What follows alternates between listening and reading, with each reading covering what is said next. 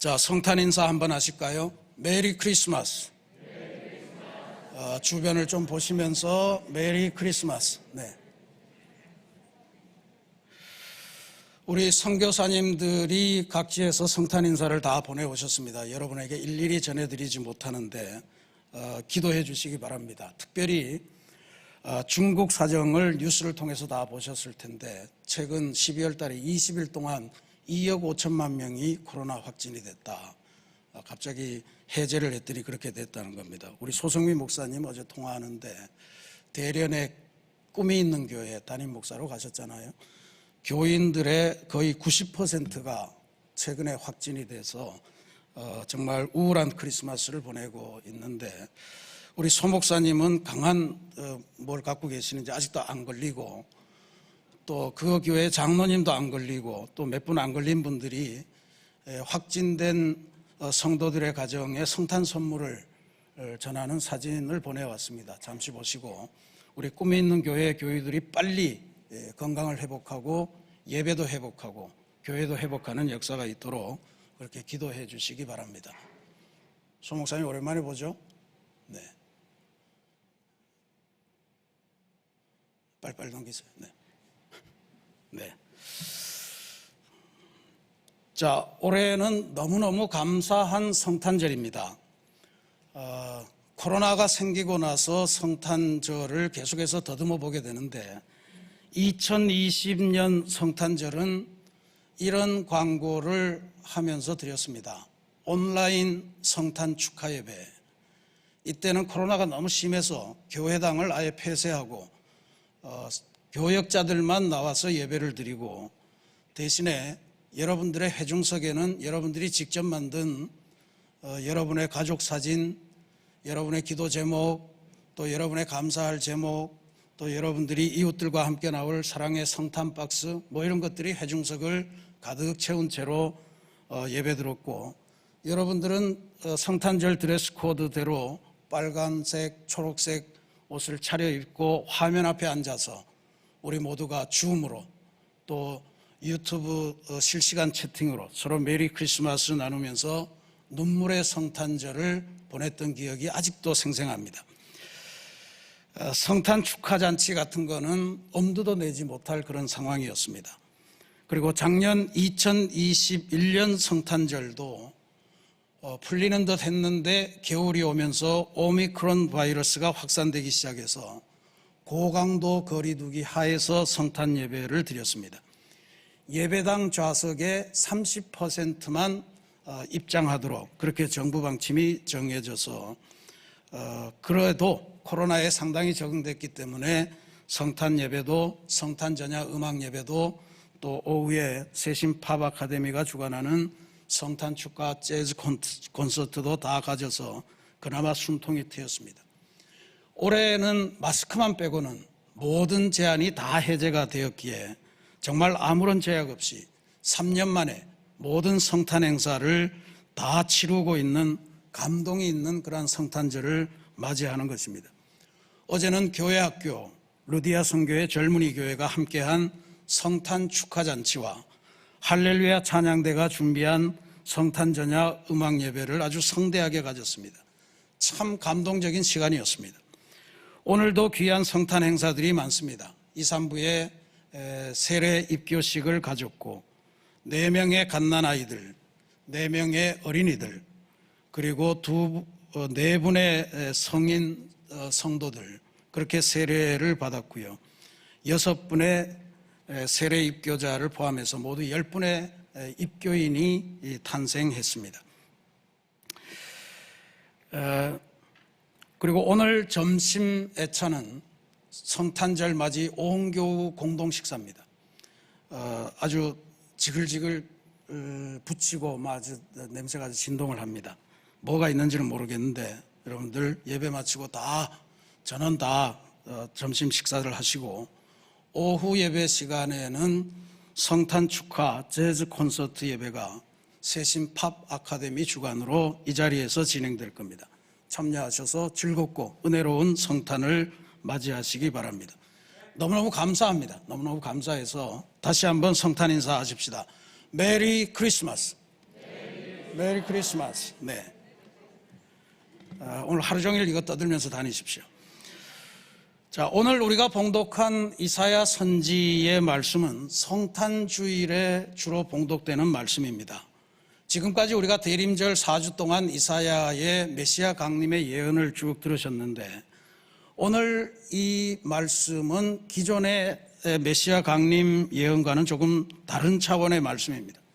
단순히 메시아가 오실 거다라고 하는 것이 아니고, 메시아께서 오시면 생겨날 일, 메시아로 말미암아 새롭게 회복될 새하늘 새 땅, 새 인생의 비전이 일단 선포되고 있고요.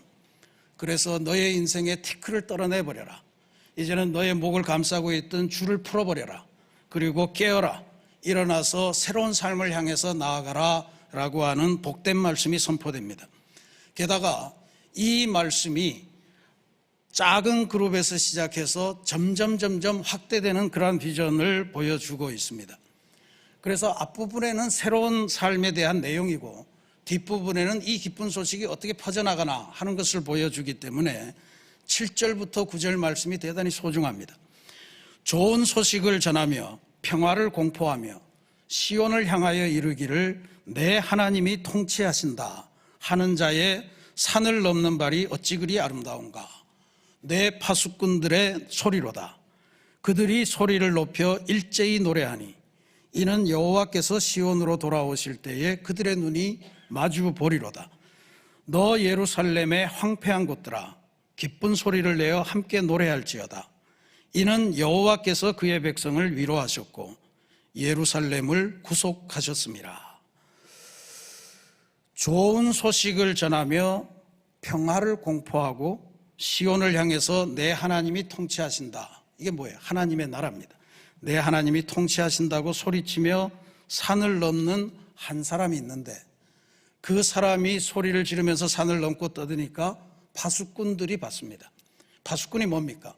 성루 위에서 이 성을 향해서 좋은 소식이 오는가 나쁜 소식이 오는가, 그걸 미리 감지하는 사람이죠.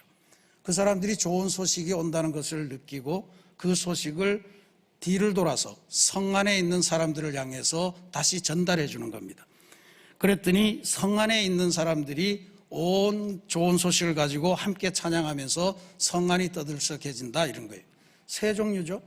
복음 들고 산을 넘는 한 사람, 그 다음에 그 소식을 들어서 성 위에서 망을 보던 파수꾼들, 그 다음에 그 파수꾼들의 소리를 듣고 성 안에 있던 사람들이 부른다. 한 사람의 찬송이 성 전체로 퍼져나가는 그런 광경을 지금 묘사하고 있습니다. 그런데 너 예루살렘의 황폐한 곳들아 그랬잖아요. 너 예루살렘의 황폐한 곳들아. 예루살렘 성 안에 황폐한 곳들이 있는데 거기 사는 사람들아, 이런 이야기입니다. 뭡니까? 황폐해진 곳에서 절망의 삶을 살아가는 사람들아, 기쁜 소리를 내어 함께 노래할지어다. 그 노랫소리의 내용이 뭐냐면 여호와께서 그의 백성을 위로하셨고 예루살렘을 구속이라고 하는 거는 이렇게 막 철창에 가두는 게 아니고 구원해서 죄를 속해준다라고 하는 기독교 용어입니다. 하나님이 구원하셨다, 이런 이야기죠. 성 안에서 절망하던 사람들인데 이제 절망을 벗어나서 들려오는 좋은 소식을 받아서 함께 노래하는 그 비전을 이야기하는 겁니다. 진짜로 아름다운 광경이죠. 한 사람의 외침, 한 사람이 산을 넘는 그 아름다운 발걸음에 의해서 그 실천이 파수꾼들을 감동시키고, 파수꾼들이 메시아의 강림 소식을 듣고서 성 안의 사람들을 향해서 이제 절망은 끝났습니다, 이제 메시아께서 오십니다 하는 찬송을 부르면서 온 성을 기쁨으로 만들게 되는 그러한 광경을 보여주는 겁니다. 이게 예수님 오시기 700년 전에 예언된 거예요. 근데 예수님께서 오시던 그 첫 번 성탄 즈음해서 이 예언이 고스란히 실현이 됩니다. 우리가 다 알고 있지만 한번 정리해 볼까요? 천사가 세례 요한의 부모님 사가랴와 엘리사벳에게 나타나서 너희들이 늙었으나 아들을 낳을 것이다. 그 아들이 왜 태어나냐 하면 메시아가 오실 길을 준비하는 사명을 갖고 태어난다. 엘리자벳이 너무 부끄러웠습니다. 늙은 나이에 임신을 하다니. 그래서 6개월을 숨어서 살았다. 그렇게 성경이 기록합니다. 근데 그 6개월쯤 되던 해에 천사가 다시 나사렛에 살던 마리아라고 하는 처녀에게 나타나서 네가 성령으로 잉태해서 아들을 낳을 것인데 이름을 예수라 해라. 그가 메시아다. 이 말씀을 들려줍니다. 마리아가 의아했죠. 나는 남자를 알지 못하는데 어떻게 이런 일이 하면서 의심하니까 천사가 마리아에게 이야기해 주기를 너의 친족 중에 예루살렘에 사는 엘리사벳이 있지 않느냐. 늙었는데 하나님의 도우심으로 지금 잉태해서 아이를 낳을 준비를 하고 있다. 그랬더니 마리아가 즉각적으로 산을 넘어서 예루살렘, 베들레헴에서 예루살렘까지 한 150km 된다고 하는데 그 길을 한달음에 달려갑니다. 그리고는 천사가 해줬던 말이 진짜인 줄 알고 그 즉시 거기에서 하나님에게 고백하기를 주님의 여종이오니 주님의 말씀대로 내게 이루어지이다 하는 고백을 하면서 하나님께서 만드신 성탄 프로젝트에 내가 참여하겠습니다 하는 결단의 선언을 하면서 성탄 이 계획이 출발되기 시작한 것입니다. 한 사람의 그 마리아의 산을 넘은 그 아름다운 발걸음에 의해서 그 이후로 성탄의 그 과정이 쫙 이어집니다. 기억하시죠? 성탄 하시던 그 밤에 들판에서 양을 치던 목자들에게 천군 천사들이 나타나서 찬송하면서 알려주지 않습니까? 베들레헴 작은 골 마구간에 아기 예수 메시아가 탄생하셨다. 그를 찾아라. 그러니까 들판에 양 치던 목자들이 즉각 그 소식을 듣고 베들레헴에 있는 마구간을 다 찾았을 거예요. 다 찾아서 했으니 여기에 혹시 아기가 태어났습니까? 아기가 태어났습니까? 다 물었으니까 온 베들레헴에 아기 예수의 나심이 다 선포되지 않았겠습니까? 한 사람의 산을 넘는 발길에 참여, 그것이 양치던 목자들의 그 음성으로 아마 파수꾼 같은 역할을 했겠죠. 그리고 이후에 예수님의 태어나신 소식이 동방박사를 통해서 그리고 모든 사람들에게 전파되는 그러한 사건이 되었습니다. 복음 들고 산을 넘는 자의 발길이 아름다운 이유가 바로 여기에 있습니다. 나 하나가 복음을 들고 복음의 기쁜 소식을 들고 산을 넘는 아름다운 발길이 되면 그것을 하나님께서 이용하셔서 온 세상에 미칠 큰 기쁨의 소식으로 만들어 주신다라고 하는 그런 사건입니다. 근데 이 사건은 예수님 오시고 나서 이루어졌을 뿐만 아니고 2000년이 지난 다음에 우리 대한민국 교회에서도 동시에 나타났습니다.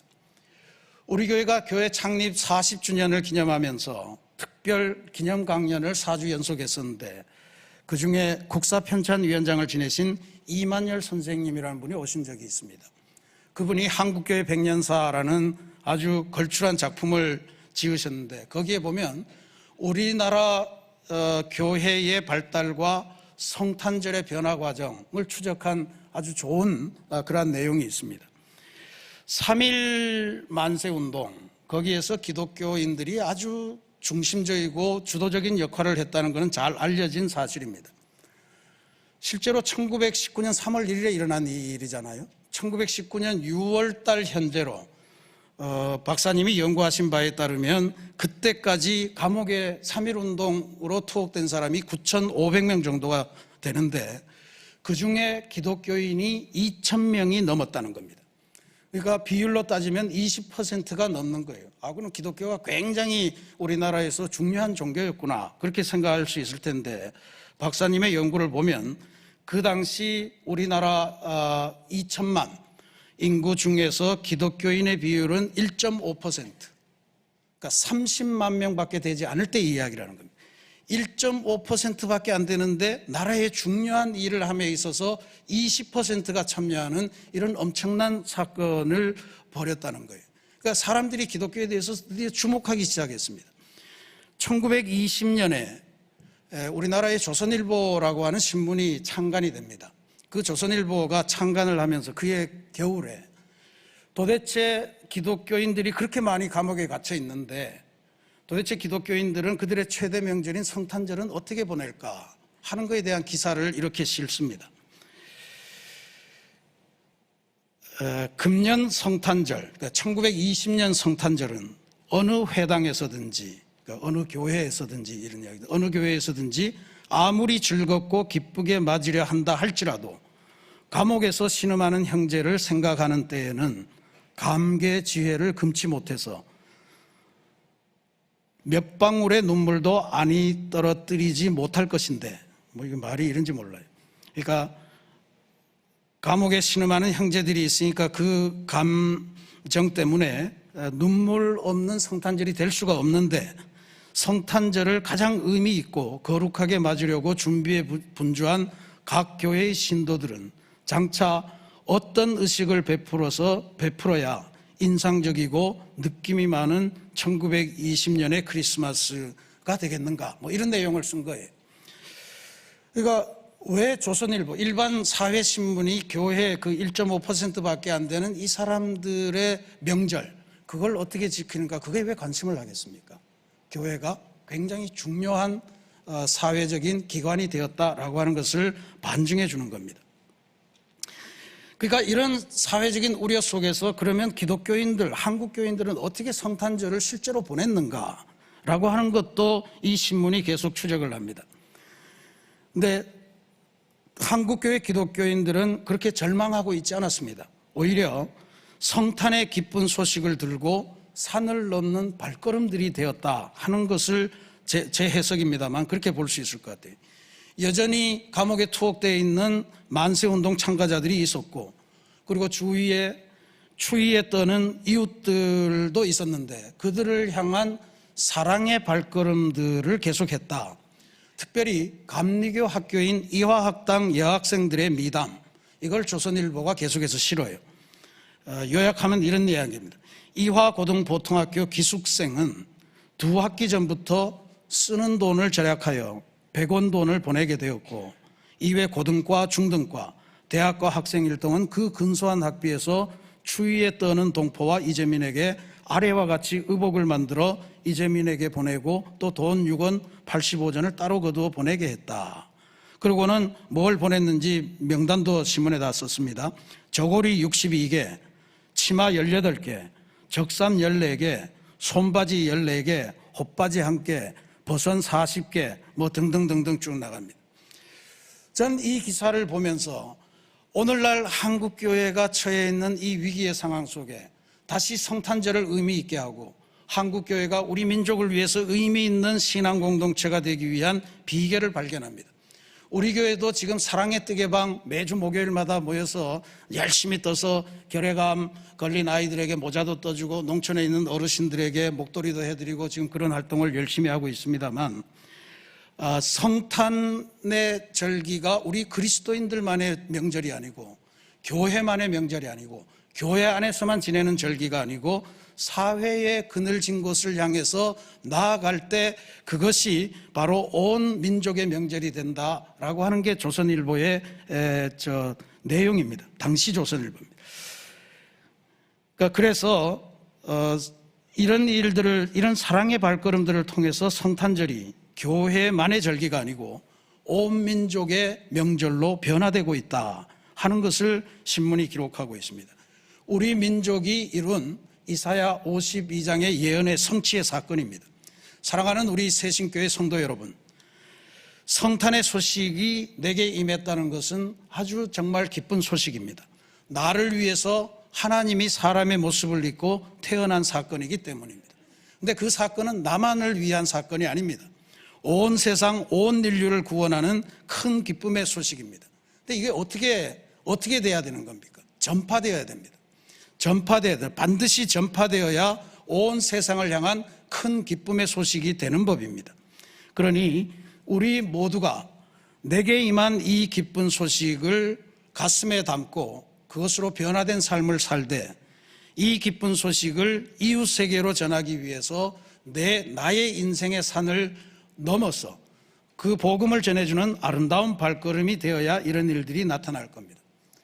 우리 주변에는 아직도 예루살렘의 황폐한 곳들처럼 황폐한 곳에서 절망하는 사람들이 많습니다.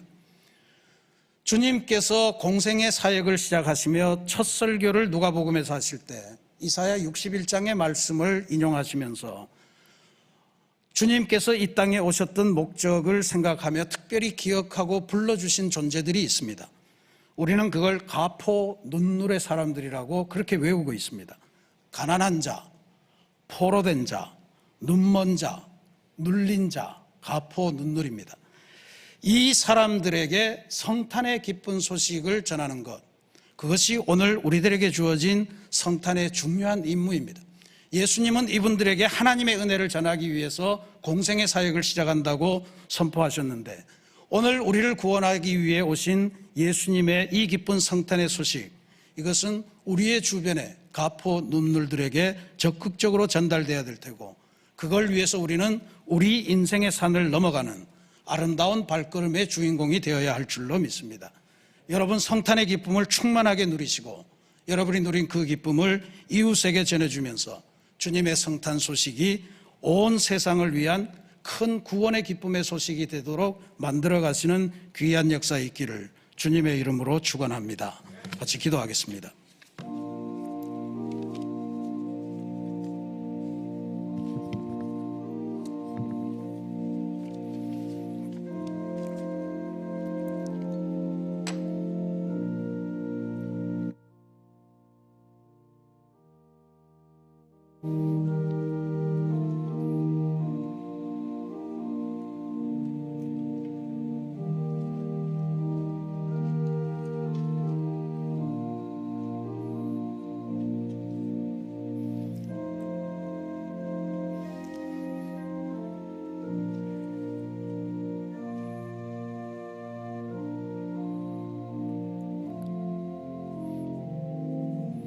사랑의 하나님, 우리를 구원하시려 사람의 몸을 입으시고 오늘 성탄하신 은혜를 감사합니다.